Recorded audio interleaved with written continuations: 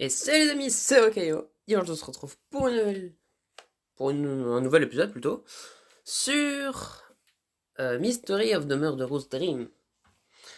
Donc dans la dernière épisode nous étions arrêtés au moment où du coup nous étions en classe après avoir parlé de ce fameux cauchemar à Shinatsu, ce qui l'avait mis dans un état, pas un très bel état, vu qu'elle n'a littéralement plus ouvert la bouche jusqu'à la fin.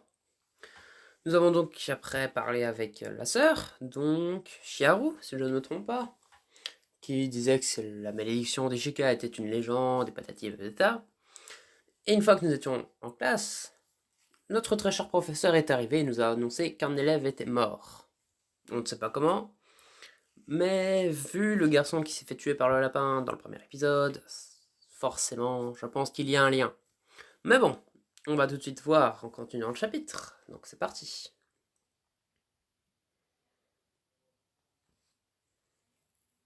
Poignardé à mort.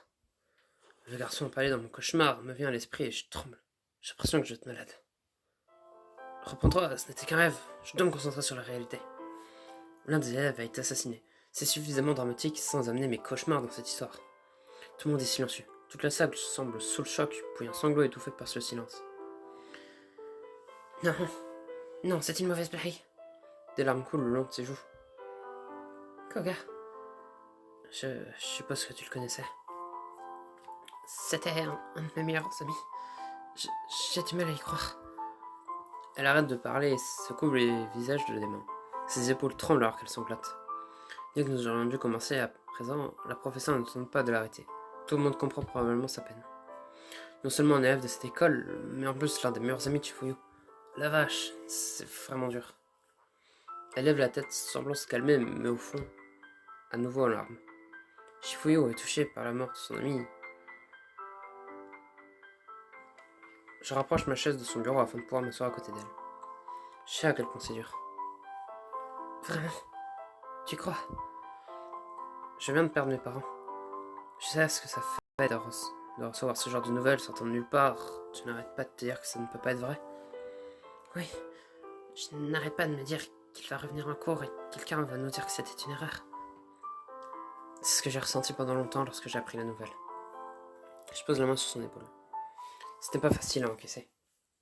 Elle se rapproche de moi et je passe le bras autour d'elle. Elle pleure à nouveau, sanglotant à présent contre mon épaule. Je n'arrive juste pas à y croire. C'était vraiment un bon ami et une personne super. Pourquoi est-ce que qui que ce soit voudrait... Pourquoi? Je ne sais pas. Je la serre fort, espérant que ça la réconforte, même si je ne peux pas arranger les choses. Je viens de me demander pourquoi mes parents avaient eu cet accident, comme si je pouvais trouver une justification qui donnerait du sens à tout ça. Mais ce n'est pas comme ça que ça marche. Nous avions des cours ensemble. Je ne sais pas comment je vais gérer le fait de retourner là-bas et de voir son siège vide. Je sais. On devait se voir bientôt en plus. Il y a un nouveau film qui sort et on voulait vraiment le voir. On avait prévu d'y aller ensemble. Je suis désolé. Je pourrais plus jamais regarder ses films préférés ni faire les choses que nous faisions ensemble. Et tu veux continuer à vivre, tu sais. Mais, mais sans Koga. Tu penses qu'il faudrait que tu t'arrêtes de faire toutes les choses que tu aimais faire auparavant? Non. Il faudrait que je continue à en profiter. Or, c'est ce que tu devrais faire. Ça va être douloureux au début, mais une fois qu'un peu de temps sera passé, tu devrais refaire la même chose que tu aimes faire. Ça me semble mal sans lui. Comme si c'était une insulte à sa mémoire de continuer à profiter des choses que vous faisiez ensemble. Oui. Je suis sûr que ce n'est pas comme ça qu'il verrait les choses. Je n'ai jamais rencontré Koga, mais je parie qu'il veillera sur toi. Content que tu regardes ses films et tout le reste. Et ensuite, je continuerai à faire toutes ces choses en sa mémoire. Exactement. Elle soupire et hésitant contre moi. Ses larmes sont moins fréquentes à présent, même si elles n'ont pas complètement disparu. Merci d'être là pour moi, Nathan. Pas de problème. Ça va exactement quoi dire pour me faire me sentir mieux. Je parle d'expérience. Le chagrin est quelque chose de difficile à gérer. Au moins mon expérience peut aider quelqu'un à gérer une situation similaire. Est-ce que tu seras là pour m'aider dans les moments difficiles? Évidemment. Bien sûr. Elle me serre fort, puis s'écarte et retourne à son bureau. Je ramène aussi ma chaise. Il va lui falloir un bon moment pour récupérer complètement, mais elle semble déjà mieux. Nous devons juste prendre une chose après l'autre, Shifuyu. une étape à la fois. Elle s'essuie les yeux et me fait un sourire tremblotant. Je lui souris aussi. J'aurais aimé que tu puisses le rencontrer, Nathan. Vous seriez très bien entendu. On dirait que vous étiez très proches tous les deux. C'était le cas. Elle sort son téléphone et appuie plusieurs fois sur l'écran pour aimer le temps. L'écran montre une photo avec deux personnes. L'une d'entre elles est Shifuyo et l'autre. C'est Koga. Je suis contente d'avoir cette photo. Il n'aimait pas prendre des photos de lui, mais je l'ai convaincu d'en faire au moins une ensemble. Alors qu'elle parle, je fixe l'écran. Impossible, je n'arrive pas à le croire. J'ai vraiment rencontré Koga, l'ami Shifuyo, mais pourtant je reconnais le garçon de la photo. C'est le garçon de mon cauchemar. Celui qui a été empalé, tout comme le vrai Koga a été poignardé. Non, c'est sûrement une coïncidence. J'ai dû le rencontrer enfin et oublier. Voilà pourquoi il était apparu dans mon cauchemar. Mais j'ai rêvé de sa mort la nuit où elle s'est effectivement produite. Ce n'est pas un peu trop comme une coïncidence.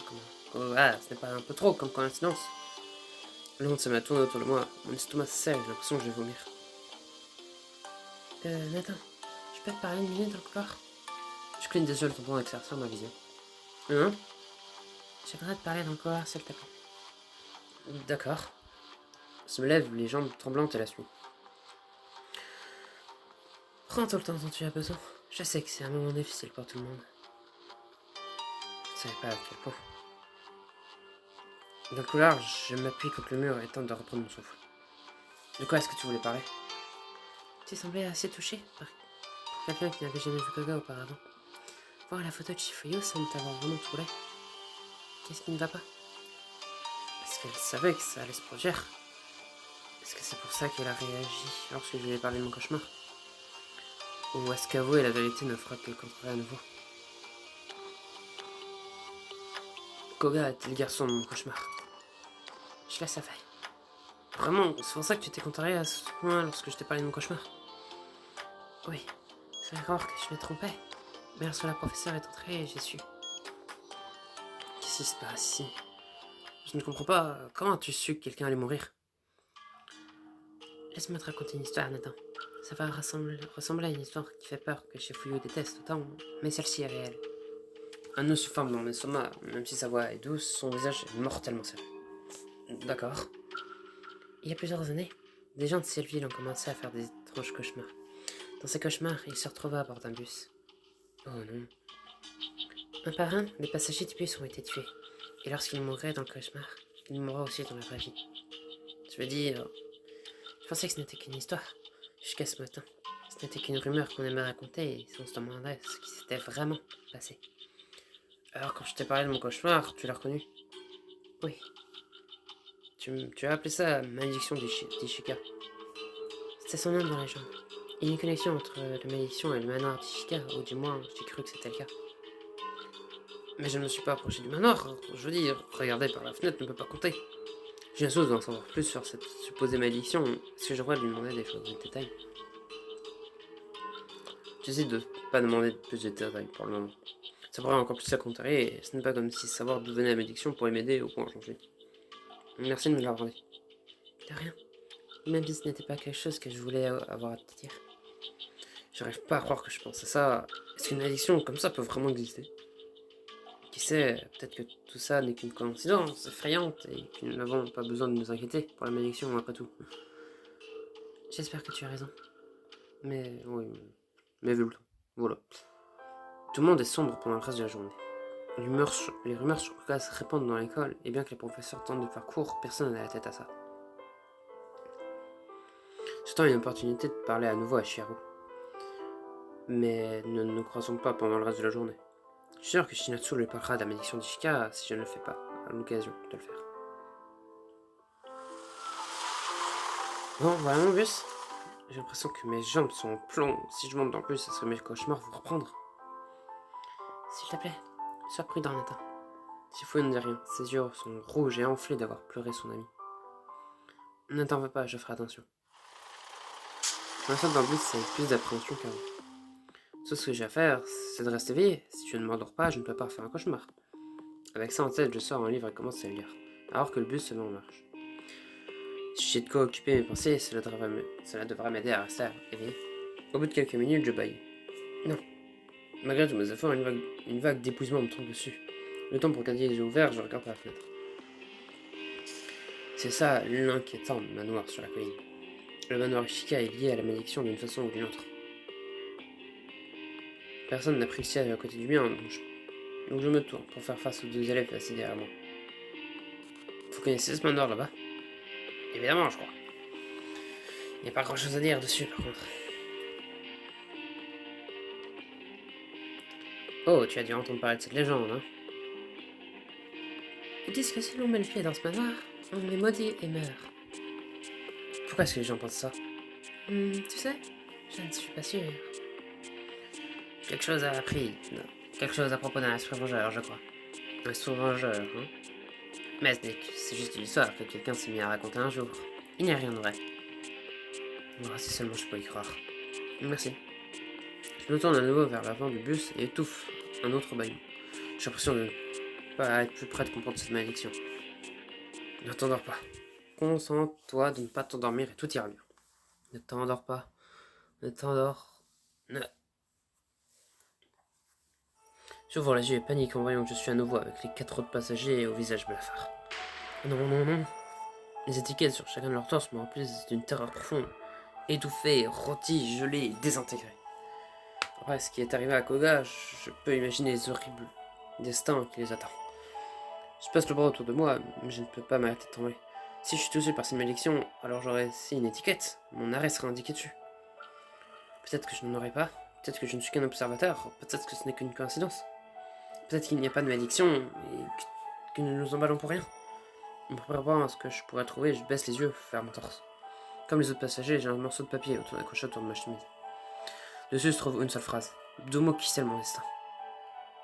Suicide explosif. Suicide explosif? Est-ce que cela signifie que quelqu'un va se faire exploser et m'emmener avec lui? Est-ce qu'il y a moyen de rompre la malédiction ou suis-je condamné à mourir de ce que je meurs? Puis à mourir pour demain. Découvre dans le prochain chapitre.